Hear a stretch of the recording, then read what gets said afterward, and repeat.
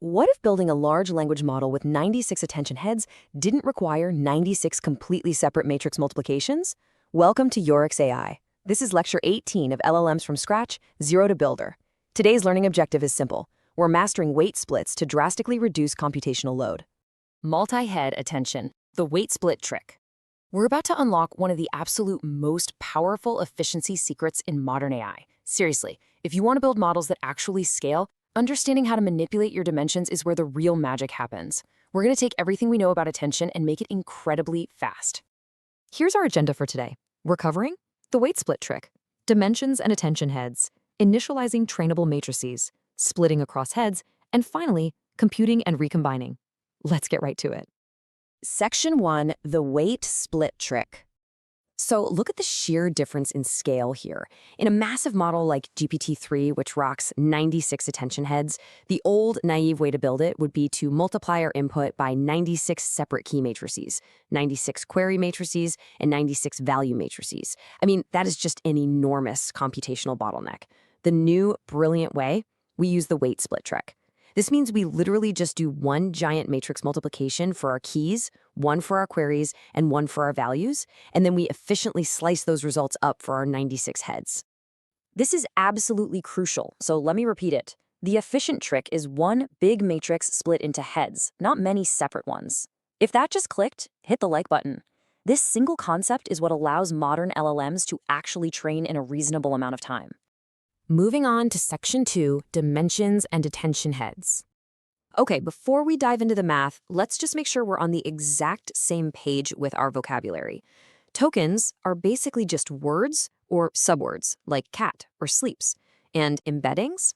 Those are just the numerical vector representations of those tokens. It's literally how the computer reads and understands the word. So the word cat might be represented by a list of, say, 6 numbers. Right, so the crucial point is how we divide up our data. First, we decide on our total output dimension. Let's call it D out, and for the sake of example, let's say it's 6. Next, we decide how many attention heads we want. Let's say 2. To figure out the dimension of each individual head, we just divide D out by the number of heads. It's super simple. 6 divided by 2 gives us a head dimension of 3. This means every single token is going to be processed by 2 separate heads, and each head is looking at a 3-dimensional slice of the data. That brings us to Section 3, initializing trainable matrices.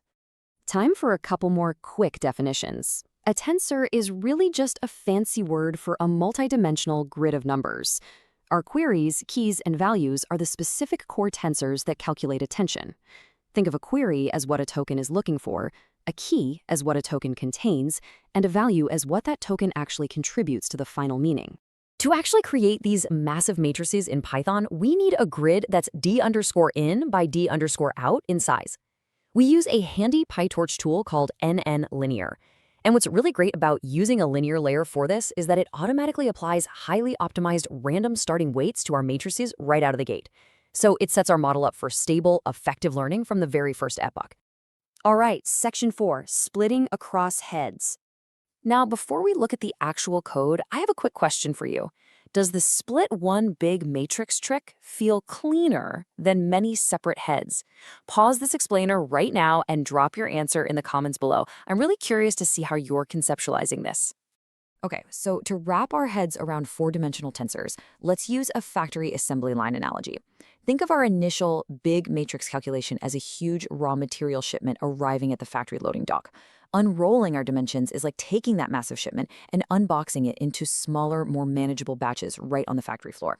And finally, splitting those dimensions by heads, that's like routing those specific batches to specialized workstations. Each workstation or attention head is going to look at the exact same data but process it in its own unique, specialized way. And this beautifully illustrates what our code is actually doing under the hood. We take our 3D tensor and use the PyTorch.view function to unroll it into 4 dimensions: batch size, number of tokens, number of heads, and head dimension. But, well, here's the catch.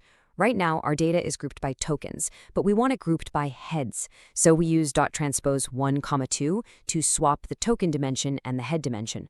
Boom. Suddenly, all the data for head 1 is grouped perfectly together, and all the data for head 2 is grouped together. This perfectly lines up our factory workstations so they can operate at the exact same time, completely in parallel. Section 5, computing and recombining. So, inside each of those specialized workstations, we do our core attention math. We multiply our queries with our transposed keys to get our raw attention scores. Next, we apply a causal mask, which basically hides future words so the model can't cheat, and we divide by the square root of the head dimension to keep our variance nice and stable. We then apply a softmax to turn those scores into neat percentages that sum up to 1. Finally, we multiply those percentages by our values matrix. This whole process gives us our context vector, a deep, rich understanding of how much each token logically cares about every other token. Now our factory workstations have finished their jobs, which means we have to box all those materials back up.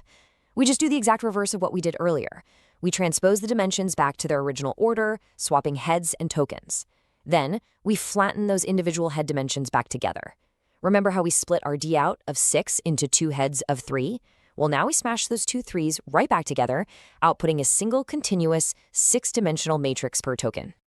Take a step back and really look at what we've achieved here.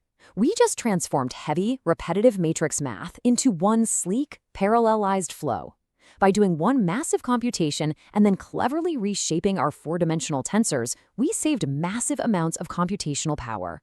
Guys, this is the exact architecture that makes training gargantuan models like GPT-3 actually physically possible. So let's do a quick recap. We replaced dozens of matrix multiplications with one big one, unrolled our dimensions, swapped them to group by attention heads, computed our attention in parallel, and stitched it all seamlessly back together. Knowing this, how much faster could you train your own LLM? Like, share, subscribe to Yurix AI for a new lecture every day, hit the bell.